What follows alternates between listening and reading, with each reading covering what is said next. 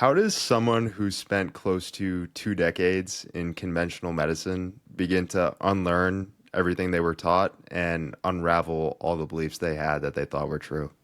Man, it's such a long answer. I actually wrote a book called The Anatomy of a Calling that takes a stab at trying to answer that question. But it's hard because I was very much raised, indoctrinated, I will say, into the conventional medical model. My dad was a doctor. I grew up in hospitals. It was the only way I knew how to connect with my father. And then I went to very sort of academic institutions like Duke University and Northwestern. And so that's the way, like that is the way. And by the time I was 30, I was a good little soldier. And by the time I was 37, I had left the hospital. And that was just the beginning of deconstructing everything that I had been taught. Well, I won't say everything because I would still absolutely go to the doctor if I got cancer.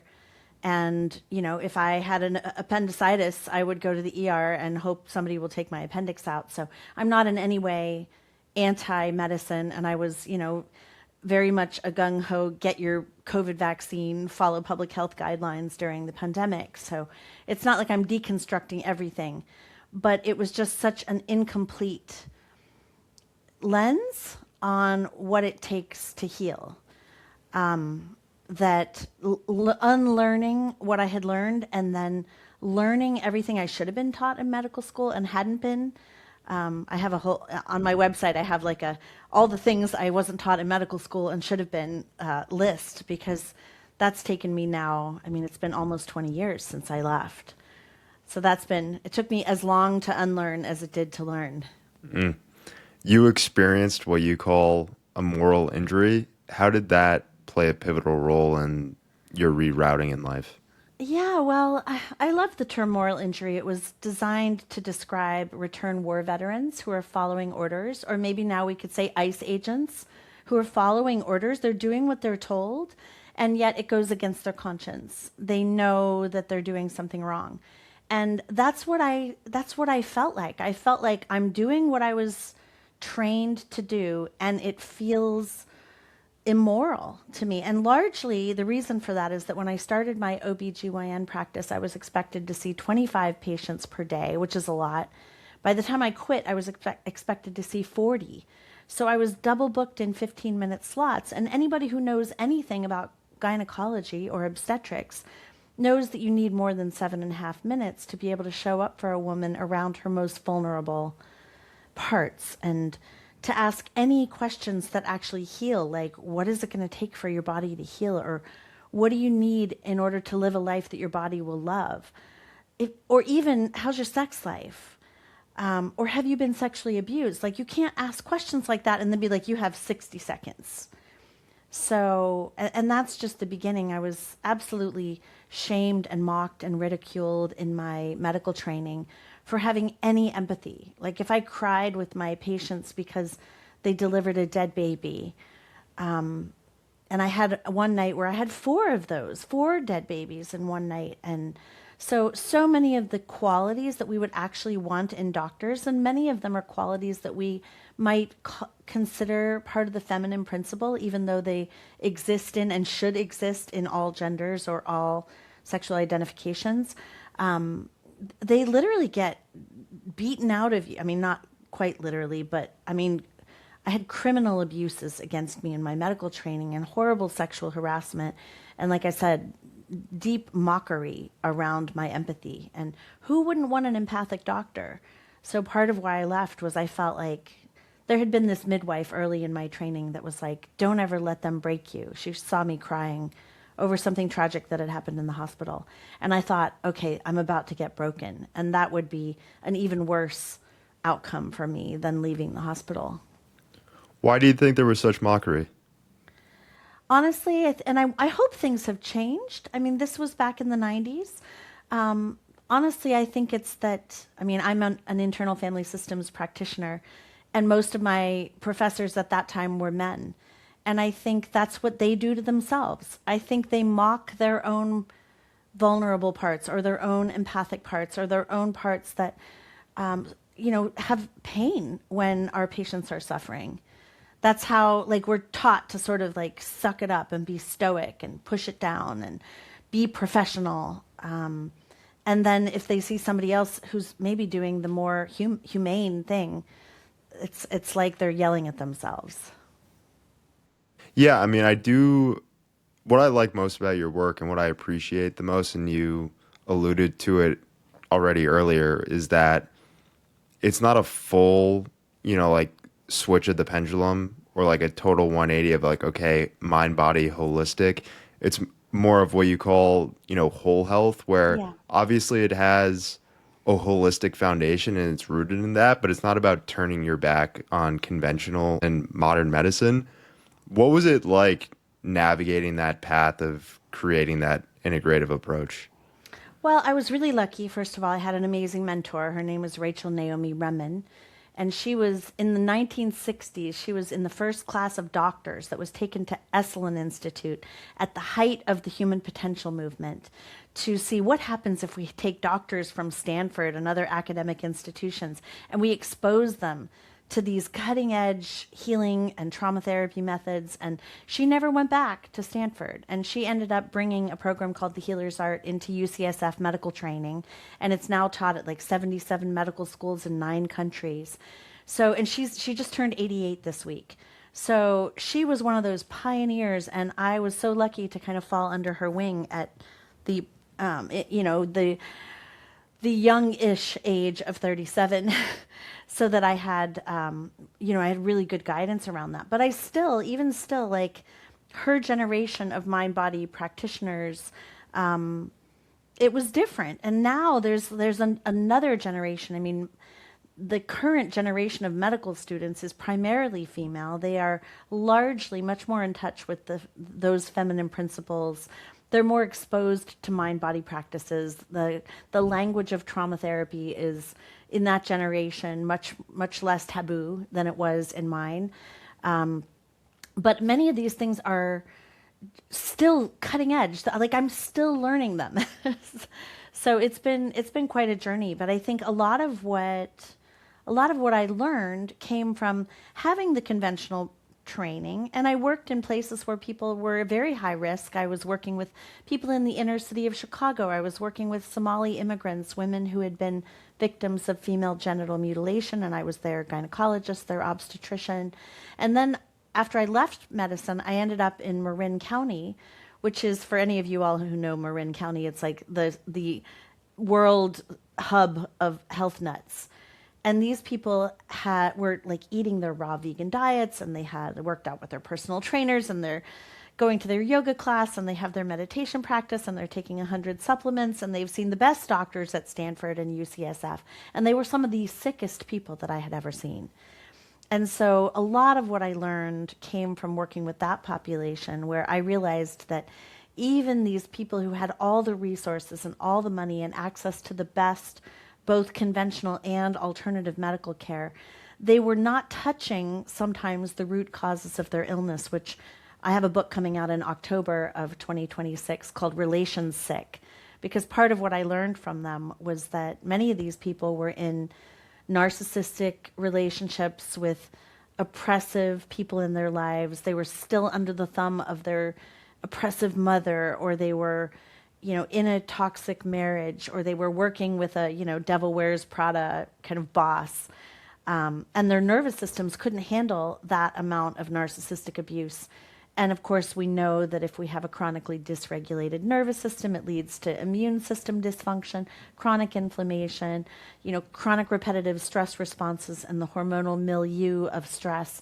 And that disables our body's natural repair mechanisms. So many of these people that I was working with, they were relatively young. These were people less than 40, and they had 10 diagnoses that conventional medicine didn't know how to work with. So I'm really grateful to that patient population for helping me really understand, especially the relational determinants of health. We talk about the social determinants of health, but that's kind of my wheelhouse. That's what I'm really interested in, is like loneliness as a public health epidemic, and healthy relationships as medicine for the body, and dysfunctional or unbalanced relationships as a risk factor. Why do you think there aren't more Lissa Rankins? Like, why aren't there more doctors who go to medical school, get this conventional education, and then are able to, say to themselves, you know what, this isn't the path? You know, I'm embarrassed to say that the real answer from like my guess, I don't know, but my guess is that it is a hugely humbling path. Like I was extremely grandiose at 30. I thought I knew the way. This is how it works. I have figured out life and death. It's an extremely powerful feeling to feel like I understand how to save lives. And to admit that there's a flaw in my education, or that there are holes, or that there are things that I can't control, or that are uncertain, was extremely deflating, to say the least. And then it also required, doing the trauma work. We didn't, those of us who go to medical school, we didn't become nurses. We don't want to take orders. We want to give them. So there's a lot of unpacking around the relationship to power and control, and to humble yourself as a doctor and say, wait, maybe there are shamans in Peru who know something I don't know. Maybe there are energy healers who have no academic background that know something that I don't know. Maybe there are, indigenous healers from all over the world that are onto something that we haven't figured out, and that we actually diminish and look down on. And because that was like my upbringing. It wasn't just that we didn't include those ways of thinking. It's that they were categorically looked down upon. But again, if you're pushing yourself one up, then everybody who's not you goes one down. And those one up, one down dynamics are exactly the kind of thing I'm writing about in the book Relationsick, right? Because those very power structures at the personal relationship level, and now we're seeing it at the systemic political level, those oppressive power structures make people sick. But if you're the one in the position of power, it's destabilizing, uncomfortable, and can bring up a lot of our own traumas when we feel uncertain or out of control. Like one of the hardest things for a doctor to say is, I don't know. Yeah. I mean, yeah, I had Dr. Ronald Epstein on my show a few months back, and his work is all about making sure doctors are becoming more mindful and building up that relationship with self internally, so that then they can be more mindful and present with their patients. And what he was saying, he went to Harvard Medical School. Curiosity and exactly what you're saying, I don't know, that's not allowed. You better have an answer for everything. And I'm curious to know, I mean, do you feel like when it comes to doctors and mind body holistic care, like, do you feel like it's mostly just like truly not believing in that, or is it more so of a lack of humility, like you were saying? Well, I think it's complex. First of all, I want to just highlight what you just said, and just second what your other guest said. Like, I don't know, in medical school, literally got HIV infected bloody scalpels thrown at me. If you were getting pimped in the OR, pimping meaning they're asking you questions about really hard anatomy and stuff like that. And if you don't know the answer, like my medical school professors felt entitled to criminally assault me. Like I literally should have called the police. So you can imagine how if you go through 8 to 12 years of training where you have to know the answer, and if you don't know the answer, you damn well better make something up. So to be able to have the humility, like I remember one of my patients, when I was an obstetrician, I had a patient come in who had a rare genetic disease. And like I'd heard of it during my medical training, but I'd never taken care of a patient with this disease.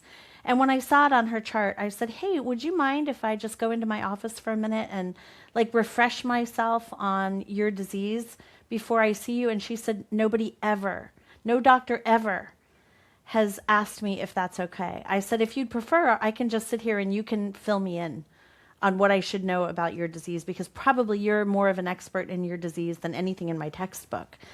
And I think for a lot of doctors, like we are pressured to feel like we know everything, we're omnipotent, we never make mistakes, we're perfectionistic. And there's so much pressure to be that way, because if we fuck up, people die, right? So it is a tremendous responsibility to have somebody's life in your hands. But at the same time, the hubris that comes with thinking we're gods, thinking we control life and death, thinking that we're perfect and that we know everything. That hubris is actually what will kill patients. So, I would see it over and over in the operating room because I did a lot of surgery. Like, rarely did people get in trouble from saying, I'm in over my head. Let me call a more advanced surgeon to come in and help me out with this difficult case. And the places where we saw people get in trouble is when you get these cowboys that they're out of their league. They open up somebody's abdomen and it turns out that it's a much more difficult case. And instead of calling somebody more experienced, they decide to go for it and they end up cutting into somebody's bowel and the patient gets septic and ends up in the ICU. Like, it's okay to say, I'm in over my head. I don't know how to handle this. I'm not experienced enough here. But we are thrown in literally as medical students. Like the first time somebody handed me a scalpel, I've never operated in my life, and there's a living human being, and I'm supposed to put that scalpel in their belly. So we learn to like have an unrealistic, like, I don't even quite know the word to use. Like, we have to be confident when we're not. An unreasonable confidence. But that unreasonable confidence is the very thing that prevents us from developing curiosity, from learning, from being humble, from being open. And so I think leaving the hospital, and I honestly am not sure I would have followed the path that I did, except I left the hospital right after my father died, right after my daughter was born. And I'm not sure, honestly, if my father had been alive, if I would have had the courage to defy him. So in some ways, I think we open the minds of doctors one dead doctor at a time. Like, we are developing a generational openness. And I see it in the young medical students. They're so different than I was at that age. That's a fascinating point about your father. And it's, showing, if you're able to show your humanity as a doctor, especially in front of patients, it's so critical. And I think in a weird way, like, conventional doctors are still mind-body practitioners because that transfer of energy that they give off to their patients and the way that patients view them, that is working on the human body in a holistic mind-body type of way rather than simply just, treating the physical body. Oh, for sure. I mean, I really believe, there's probably two and maybe more aspects of the placebo effect. But I believe the strongest part of the placebo effect is the therapeutic relationship. Like, if I have a white coat on and somebody knows, I went to Duke, I went to Northwestern, I am a doctor, and I hand you a sugar pill and I say, I really sincerely believe this is going to help you. And if I give you an injection, even more so. And if I give you 2 injections, even more so. And if I do a fake surgery on you, even more so. But along with that comes, again, that unreasonable confidence and the ritual of care. And different kinds of practitioners have different rituals of care, right? Like, doctors have the white coat, we have the stethoscope, we put our hands on somebody's body, we do a physical exam. Whereas a shaman might have a different ritual of the therapeutic alliance, or a trauma therapist might have different rituals. But those rituals of care, especially if we do develop a resonant bond with the patient, if they know that we care, and as you said, the more we are humanized, the more people can feel our empathy, the more we are actually delivering medicine to people in that way. I'm glad we could lay the groundwork here on the conventional system and your work and experience within that system, because I think it'll make it much more fruitful to understand your work that you do now even more. You do a lot of great work, a lot of great writing. You've written some incredible books. One of my favorites, Mind Over Medicine.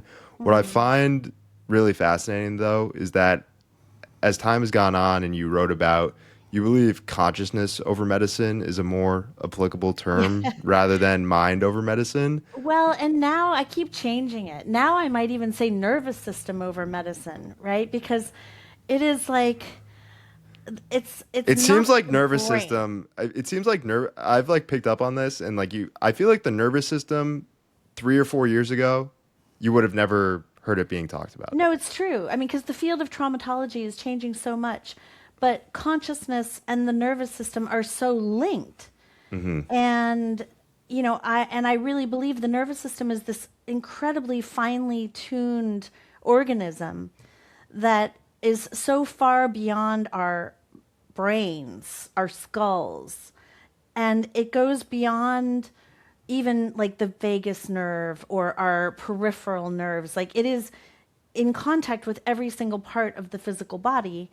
And because our consciousness is so linked to the nervous system, how the nerve, that's why mind body isn't even right. And mind body spirit isn't even right. It's like they're so interwoven, you can't separate them. So, but what we know is that when we do the work to develop our consciousness, if you want to say it that way, and that's not quite right, but let's just say we do the work to calm our nervous systems through mindfulness practice, through meditation, through trauma healing, through somatic embodiment awareness, movement practices, whatever, yoga, tai chi, any number of walking in nature, kinds of different ways that we can develop consciousness, then the more we can work to be able to be less instantly reactive without spiritual bypassing, right? Without bypassing our actual experience, the more resilient the nervous system becomes, the more the more spacious and the more capacity we have to tolerate the human experience, which is hard, in a way that the body can handle. That's a long-winded way of agreeing No, with you. to bring another term that I've heard you use a lot into the equation here, what do we need to know about the relationship between the conscious mind and what you call the lizard brain? Well, again, all of this is part of the nervous system. Like the lizard brain basically refers to the more primal part of our nervous system, particularly the amygdala, which is where we experience and process fear. And, when we are operating from a system of fear based consciousness, then we are, and when I say fear based consciousness, in the internal family systems language, we'd be talking about protector parts, parts that are anticipating fear, that are afraid of things that may never happen, right? Because we certainly never want to demonize fear. Like if you're, people who are born with something wrong with their brain and they don't feel fear, they don't live because they just walk in front of a bus. They're not afraid of walking into a street. So fear is what keeps us safe, and we want to pay attention to it and get the intuition that comes from fear as well. But very frequently, our manager parts, our protector parts are anticipating fearful outcomes that may or may not ever happen.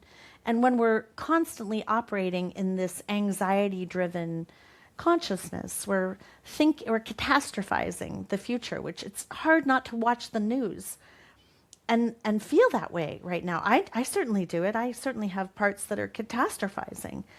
But when we do that, we are constantly activating the hypothalamus, which is activating the pituitary gland, which is in communication with the adrenal glands, which are spitting out cortisol and epinephrine and filling our body with stress hormones.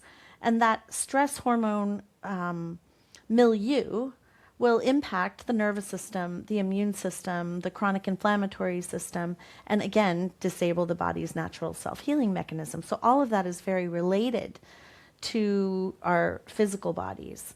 But I also, I say that with the awareness, having written a book called The Fear Cure many years ago.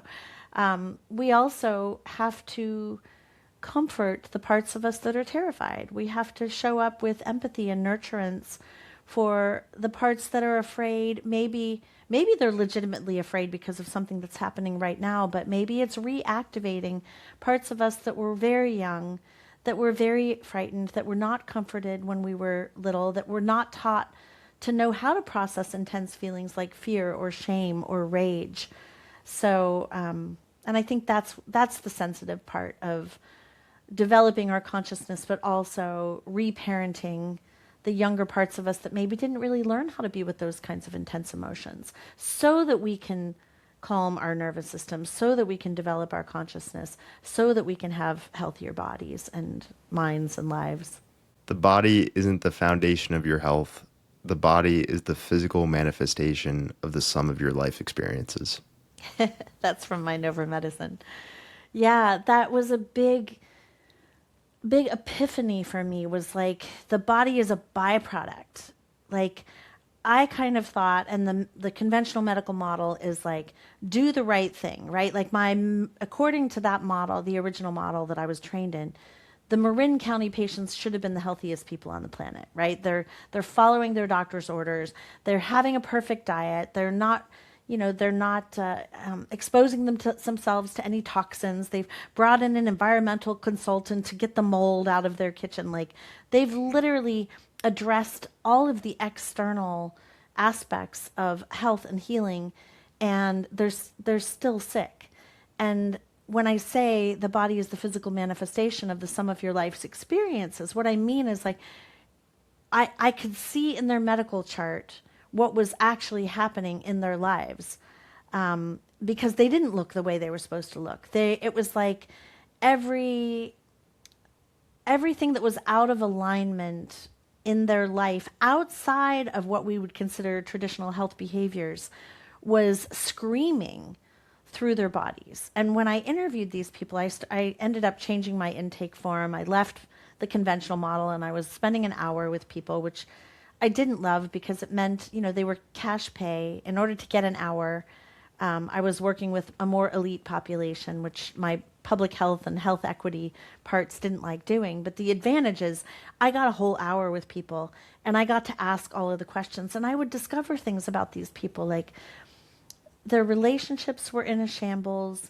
They were like, I never went to art school. Instead, I did what my father wanted me to do. I'm not singing the song that's still unsung within me. I'm pretzeled into a shape that is trying to please everybody. I'm fawning the 10 people in my life that are putting pressure on me from all sides. I am being dishonest with myself and everybody else about what's actually important to me, what my priorities are, what my politics are, what my values are, or even who I am. And no wonder the body is a mess. And so part of what working with these patients taught me was, I started just asking them. This is where I developed the whole health cairn that I teach about in Mind Over Medicine and in the Whole Health Medicine Institute training program that I've run for doctors, is like all of the other things that are scientifically proven to impact your health, not just those healthy behaviors, but your relationships, your work and life purpose, your creativity, your spirituality, your sexuality, your mental health, your physical environment, the home in which you live, your community connections. All of these things are, I think, equally, if not more important. And there's evidence to show that. I tell the story in Mind Over Medicine of the people of Roseto, Pennsylvania, where this was a community of Italian immigrants that kind of moved their little Italian village into a small rocky hill town in Roseto, Pennsylvania. And a visiting cardiologist came by and was at the local pub talking to the local doctor, who said, yeah, I don't know what's with these people of Roseto, but they have half the rate of heart disease of everybody else, and they don't seem to die of anything illness related. They just kind of die of old age. And this guy was curious and ended up going through the death records, and sure enough, they had half the rate of heart disease. But they thought, well, maybe it's what they eat, and they're eating meatballs fried in lard because they can't afford the olive oil that they used in Italy. They're eating pizza and pasta. They're drinking like a bottle of red wine. They're smoking cigarettes and cigars.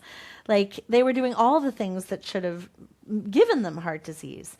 And long story short, the researchers came in and concluded that the reason these people were so healthy was because nobody was ever lonely. They worked in the rock quarry and the blouse factory. These were hardworking immigrants, but every day when they came home from work, they met in the streets. They had communal meals. The elders were taking care of the children, and people are playing dominoes and sitting around having a glass of wine. And and taking care of one another. Nobody was on welfare. Everybody came together at the local church for their community celebrations, and people were looking out for each other. And as soon as that community started disbanding, the children grew up, they wanted to move to the suburbs and have fences and pools, then, that same population of people developed the same rate of heart disease that the rest of the country had. And at the time, it was really at its peak.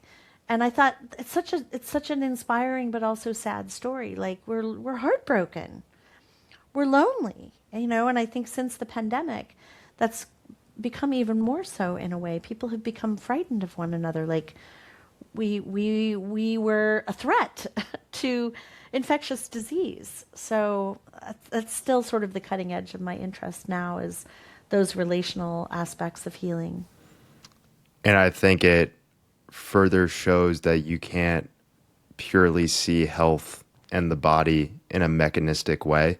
And that's why I find the longevity community so fascinating, and seeing how that plays out, because obviously a lot of new science, new technology, reversing your biological age, which is obviously interesting to see, but it also feels like just largely mechanistic and, not integrating with these more holistic types of things. Well, and it's mechanistic, and it's also, again, there's a bit of hubris in all that. Like, Yeah. it's Yes. like, 100%. no, we're not going to live forever. So I'm much more interested in how can I die all the way spent? Right? Like, how can I check as many boxes of my authenticity, like in actuality, with acknowledgement of my privilege around that, right? Like, not everybody gets to check things off of their bucket list before they die.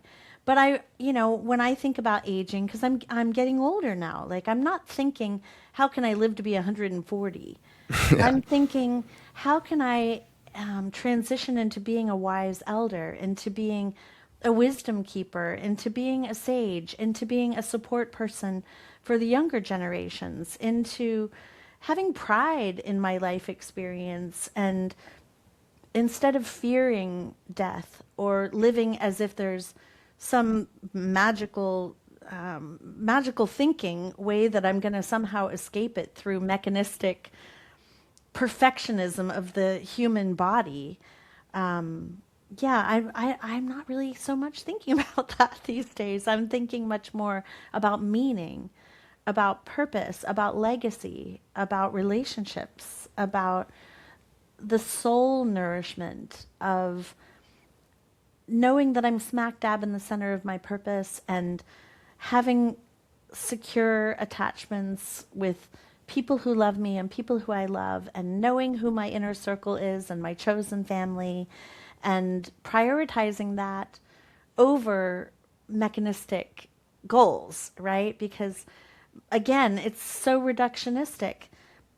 Like, I look at some of these people that are in the news that are focusing on their longevity, and my guess is their relationships are shit. Because if you're spending that much time trying to live forever, you're probably ignoring your wife and neglecting your children, and your priorities are all out of whack. Yeah, there is a obsessiveness around it. And I find it very fascinating. I think It is it's a fascinating. very fascinating topic, and it's very cool to see the types of therapies that are and treatments that are coming out of it. But I completely agree with you, and the reason why I brought it up is that I feel like it's a very mechanistic approach to health and viewing yourself. And you could, if we're going to bring the spirit component into it, and I'm not necessarily saying this, but you could make the case of like God, higher power, whatever somebody's belief system is, it'd be like, is this what's intended for you? Or like, are you playing a little bit of a higher power in a type of way where you're trying Yeah. to reshape the way that humanity sort of goes through this human experience? And I want to get deeper into healing and people who have physical ailments and self-healing. I've healed from chronic pain in a very holistic mind-body way 5 years ago. I see healing as being a very paradoxical thing in a way where you can't push for it to happen, or you can't do it out of ambition. It's more so of a receiving act. What are your thoughts on that? No, I'm really glad you brought that up because what I was wanting to say when we were talking about the longevity piece is that there's a big difference between healing and controlling. Mm, And when we start looking at these really reductionistic, mechanistic ways of approaching the body, usually they are about control. And again, that's what I was taught in my medical training. This is how you control the human body. And everything that I learned about healing since, and I spent 10 years, working with shamans in Peru and Qigong masters from China and kahunas in Hawaii and energy healers all over the world and indigenous healers from many traditions and trauma therapists at the cutting edge. And so much of what I learned from them was like they were not in control of what was happening. Some of them were too out of control, in my opinion. I don't think it should just be a free for all in the name of healing, the way it's sometimes happening with people who are abusing the therapeutic relationship, taking advantage of people when they're under the influence of psychedelics or things like that. And I have a lot of strong opinions about that I wrote about in my book, Sacred Medicine. But you can see if there's if there's two ends of the spectrum, one of which is rigid control. And I would say a lot of the conventional medicine is in that realm. And also a lot of the people in Marin County who were in this, extreme wellness culture where once again, they're rigidly trying to control all their numbers. They're trying to control their diet. They're trying to control their weight. Everything is perfectionistically being controlled. And healing is this mystery, right? And it's this, as you said, so often the miraculous stories of spontaneous remission and things like that. My partner, Jeff Rediker, wrote a book called Cured, where he spent 17 years studying people who were cured from quote unquote incurable illnesses. And so many of those stories, when you look at them scientifically, they are mysteries. And when you ask them what do they ascribe their unexpected cure to, it is this place of surrender. They're not in control. Many of them expected to die. They made peace with dying. They made peace with their families. They were ready to die, and then they just didn't. And I think of the story of Stomatis Moritis. He's one of the mystery stories in the medical literature of this Greek American man who was in his 50s. He was diagnosed with end stage lung cancer. And he went to his wife. They wanted to give him treatment, but they told him it would be only palliative. And he decided, I don't want to spend all that money. I might as well just take my wife and go back to Icaria, the Greek island where I grew up, to be with my family, to be with my culture, to like go back to my way of life. If I'm going to die anyway, I want my wife to have the support of all of my family and friends. And so they moved back to Icaria, and he's working in the garden, and there's an old vineyard, and he's tending the vineyards. He's not expecting that he's going to live long enough to get the vegetables out of the garden or to be able to make a bottle of wine out of the vineyards. But that's he's a blue walking. zone as well, right? It's a Is it? blue zone, Yeah. yeah. So anyway, long story short, it's worth hearing the whole story. But depending on the records, he died either at 98 or 103, and he went back 25 years after he was diagnosed in his 50s to find the doctors who had told him he was going to die within a year, and they were all dead. So I love those blue zone stories. But again, he wasn't controlling his health. He wasn't controlling his diagnosis. He was surrendered to the mystery and surrounded by love, and everybody was coming and playing games with him and telling him stories and appreciating that he had come back. And he was walking, and he's working in the garden, and he's eating from the land, and he's going to services at his church, and he just forgot to die. There was a New York Times article about him called "The Man Who Forgot to Die." And so I think there's finding that place, in the original 6 steps to healing yourself in Mind Over Medicine. The last one, it was basically like, here's the 5 things you can do to try to control your health and optimize your health outcome. And then step 6 was, surrender attachment to outcomes. Like you can actually stress your nervous system even more from the striving, right? And then when I rewrote the book in 2020, I had been talking to patients of mine who had been working with this method, and they were like, Dr. Rankin, you don't have to wait until the end to let go. You can set your intention in the very beginning. You can believe that healing is possible, and you can let go right after and trust the mystery and continue to do the things that can optimize your health. So in the revised edition, surrender was step 2. And they can be all happening at once. There's not really an order, but I think that paradoxical relationship between, trying to get better and letting go and accepting what's happening and releasing some of that striving energy. And I think that's true not just for health. I mean, even just me trying to publish my first book, every effort that I made at trying to get published was counterproductive. And it was the sort of sobbing on my knees, burning the manuscript on the beach, surrendering to whatever higher power. Like, if this is what I'm supposed to do, help me. And if not, stop me. Yeah, that certainly has been a huge part of my spiritual life, is letting go of the rigid control of my childhood and my medical education to open space for mystery. And if you don't open that space for mystery, if you try to control the healing process, it can be a very stress-inducing process then. Well, that's what I'm saying. The very energy. There's a woman, Tosha Silver, who has a quote that I loved. She said, "The very energy of grasping for the feather pushes it away."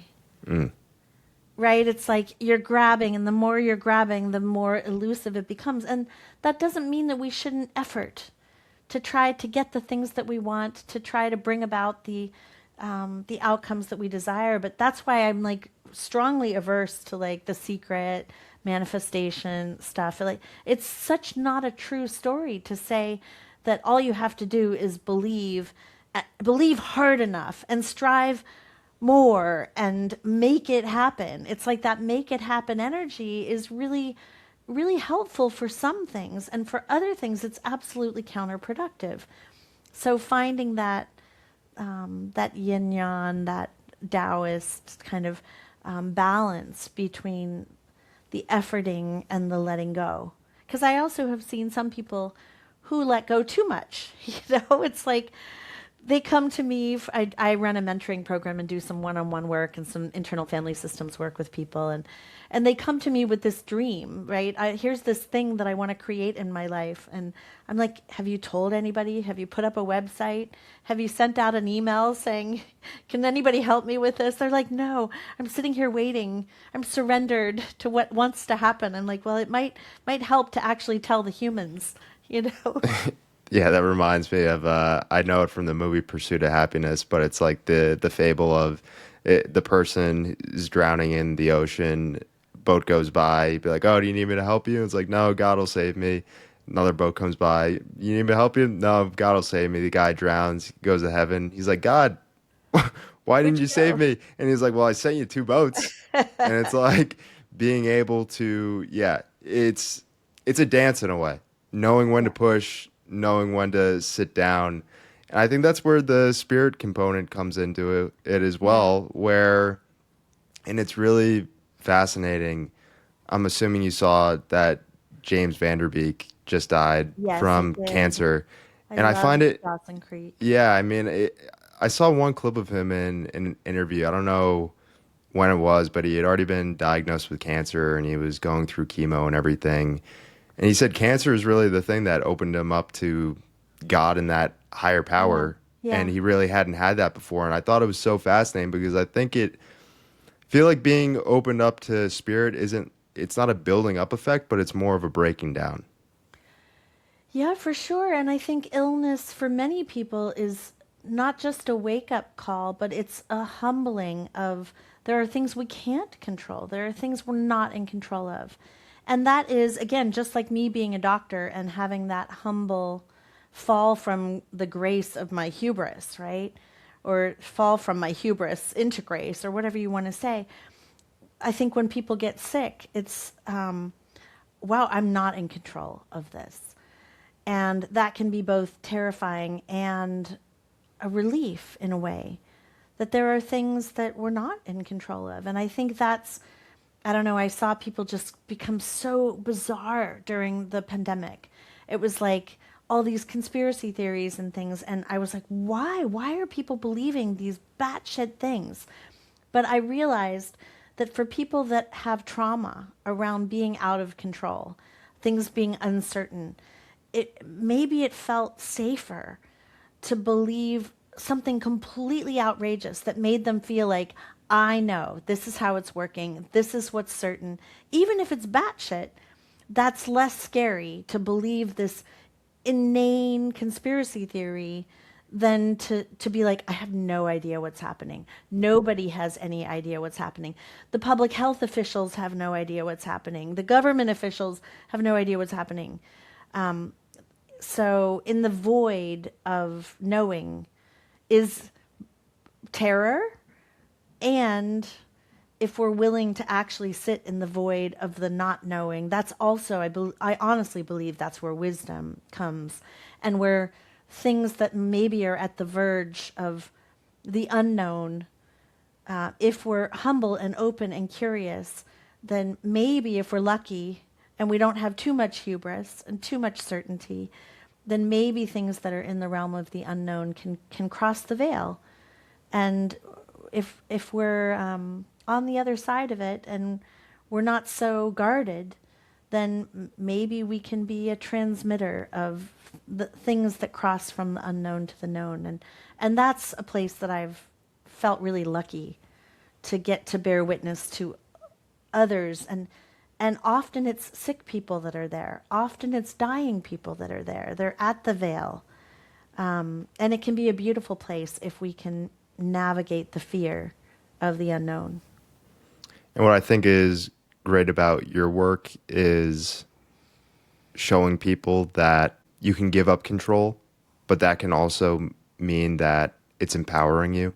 Like, just because you don't have control can still mean that you have autonomy and you're empowered. And a crucial part of that is your 6 steps to healing. Can you give a overview of what that is? Yeah, and again, I rewrote them. Thanks for saying that. And I always feel like it's so nuanced. I always also want to say, like, don't let somebody else control you, right? Like, letting go of control, surrender in ourselves is very different than like surrendering to a cult leader or surrendering to a madman in politics, or like letting somebody else control you is very different than. Now I think of it as surrendering to self-energy, surrendering to the center of one's being, to the core divine spark that animates us all, right? It's not some man in the sky with a long beard. Like, I don't really believe in that. But I do believe that, in all the mystical traditions of all of the religions have some iteration of the Christ consciousness, the Buddha nature, the center of our love. In internal family systems, we call it self with a capital S. And I, for many years, before I ever heard of internal family systems, called it my inner pilot light. And so, yeah, the original 6 steps have changed. So I'll give you the ones from 2020, which is basically you have to start by believing that healing is possible. And that's what's so hard about the way doctors talk to patients, is if a doctor comes to you and says, you have this diagnosis, you have 3 months to live, this is your prognosis, that is medical hexing, because nobody knows the future. Nobody knows what's going to happen to any one individual. That may be a statistically accurate assessment. But having studied and worked with people who have had radical remissions now for almost 20 years of my life, like, nobody knows which person who's told they have 3 months to live is going to be in Ikaria at 103. So what I tell doctors is, a good way to give bad news. If you're going to give people bad news, if there's even one case study of somebody who had a mysterious remission from that disease, like, give them the case study along with the statistic if you feel like you must give them statistics. But in general, I don't like to give people statistics because no individual is a statistic, you know? So holding out that little belief, and I'm not talking about irrational, false beliefs or magical thinking. It's like we can be realistic and practical, and we can also hold open the space that healing is possible, even if cure isn't. And that's a whole separate thing, is the difference between healing and curing. And then step two is sort of having set this intention or this belief, surrendering to this part of ourselves that is going to guide the journey. This part that's not a part, the self, God, whatever you want to call it. That there is intuition, there is guidance, there are ways, and that includes inner and outer. Like, step three is, having the right support team, like making sure, and again, these have gotten moved around. There's no real order to them, but having the right support team is absolutely crucial. So we need to trust the self inside of us, and we also need to have a circle of people that we trust on the outside of us, whether they're doctors or trauma therapists or alternative medicine practitioners or just people in our community. I mean, we know from good science that people have 9 or more support people when they're on a healing journey. Their outcomes are significantly different than people that have very few or nobody on their team. So having that support network. And then step 4 is diagnosing the root cause of your illness, which is, sort of the psychological roots, the trauma-based roots. Sometimes they're lifestyle roots, like, oh, it's my marriage that's the problem. It's my toxic mother-in-law that's living in the house and coercively controlling me. And so there's a whole process in Mind Over Medicine of how to diagnose the root causes of illness, which are different than, COVID is caused by the coronavirus. That is a different kind of diagnosis. But why does one person die of the coronavirus and another person doesn't? And that's where we get into sort of the germ theory versus terrain theory. And, the old school idea of terrain theory has been debunked, but I still believe that that there is both, that we have both a resilient nervous system, a resilient immune system, a body that's capable of self-repair. And the more we're able to keep our body in that state, the more we're able to fight off a germ, for example. And then step 5 is what we call writing the prescription for yourself. So this is basically an intuitively guided treatment plan that may include conventional medicine and trauma therapy and relational healing and improving your diet and having more nutrient density in your diet or whatever. And then I added a new step 6 because I sort of combined a couple others and added a step 6 because after working one-on-one with people, I didn't realize that part of what I was doing with them is that I was addressing the resistance right up front. But when I started working in groups and I had 100 sick people in a room at a retreat center, and people would go through to step 5, and I'd say, okay, now obviously there's no guarantees, but let's say, you have a guarantee that if you did everything on this list, you'd be cured. How many of you are going to go home and do it? And like 50% of the people would raise their hand. And I'd be like, hey, what's going on? I want to hear from the rest of you. And they would say things like, but wait, if I get cured, then I'm not going to get my disability check. And I hated my job. Or, but wait, my husband beat me until I got sick. And now if I don't have that excuse or whatever, like they basically started telling me about, I hate the term secondary gain, but there were benefits that they were getting. And when we have trauma, we have a crisis of imagination. I was like, okay, wait, we need to, first of all, address the parts that are scared, the parts that are getting some benefit from the illness, but also get creative. Well, what if you could get away from that abusive husband instead of needing to be sick in order not to get beaten? Or what if you don't need that disability check because there's actually another job that you love that you don't need, to get the disability check for? Maybe there's another way to get rid of your abusive mother-in-law rather than needing to have migraines. So working with people around, and this is where IFS comes in so helpful, is like we almost always, and we all know this from New Year's resolutions, we have parts that want the good thing. They want us to get better. They want us to quit our bad habits. They want us to lose weight. They want us to be successful. They want us to fulfill our dreams. And then we have other parts that are like, no freaking way. And so step 6 is treating the resistant parts, like not in a bullying way. We can't override those parts. We need to compassionately get to know and witness and help support using things like IFS, the parts that don't want to get better and why. And often when we work with parts that don't want to get better, life has been hard. And even things like cancer, for some people, if they're really honest, they're like, this is a more socially acceptable way to go than suicide. So we have to address the mental health issues. We have to address the lifestyle, the loneliness, the relational issues to help people want to live their life. And that's not saying that everybody who's not getting better, has some unconscious suicidal ideation, but to to to have support in that's why I love the question, what would it take to live a life your body would love? Just to be able to help people vision a life worth getting better for. And then being creative about problem solving solutions. And I recognize again there are things that there's no simple solution for. When I say that, some people really are suffering and there aren't creative solutions. So I'm aware of that too. That is an interesting component to have some type of accepted ailment that makes you more comfortable with being less than you truly can be.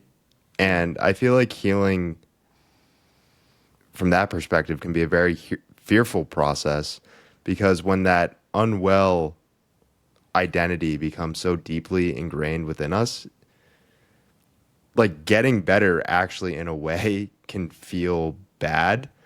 And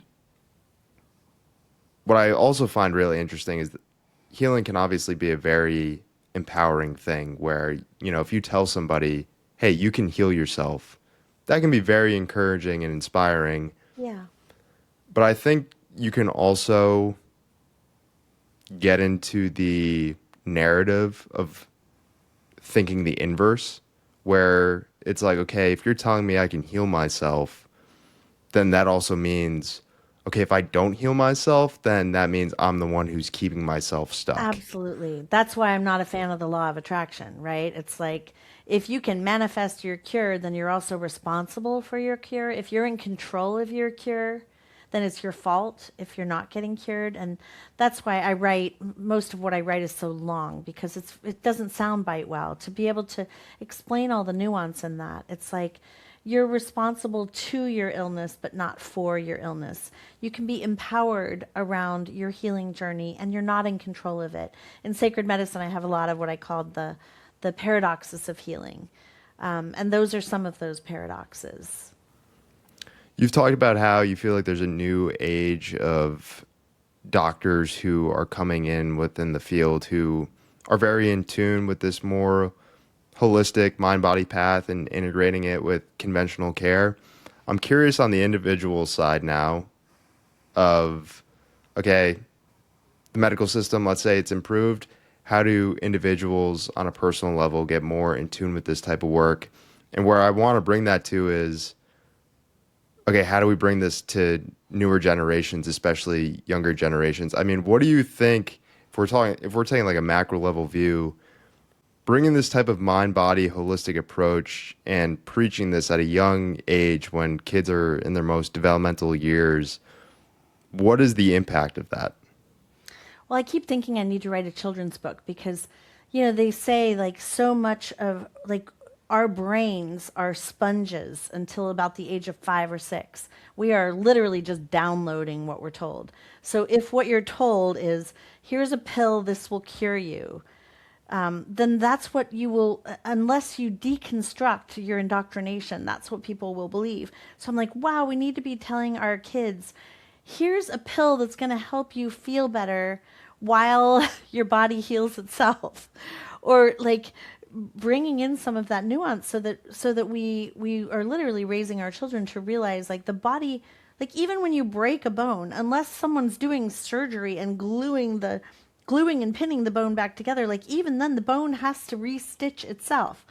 Like we are that is so often what's happening when we're getting medical treatment is we are supporting the body. We are supporting the body to be able to do what the body knows how to do on its own. We fight cancer cells every day. We fight off infections every day. And I have so much to say, and I'm looking at the time. I'm like, I can't actually answer that question in the amount of time because I have a hard stop today. But yeah, I love being able to talk to young people like you and some of the people in your audiences so that we can get some of the messaging of Mind Over Medicine into our young people and hopefully into their children so that we're bringing forward this paradigm shift into different generations. And I think it is possible as the older generations are passing. Like when I was in medical training, there was very much of a generation gap. The older generation absolutely wanted to be told what to do by their doctor.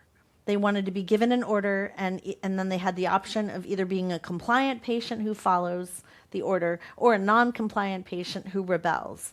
And the younger generations, I hope they go in breaking down those power hierarchies between doctors and patients, showing up as a partner in their own healthcare, taking responsibility for what you can take responsibility for, but also knowing you're not in control and neither is your doctor, and being an empowered teammate with the people that you have the power to invite into your team, and to fire the people that are not on board for that. So I wish everybody luck around that.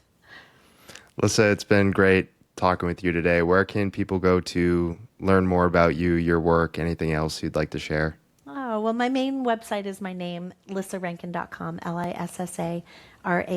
And I also have a Substack, lissarankinmd.substack.com.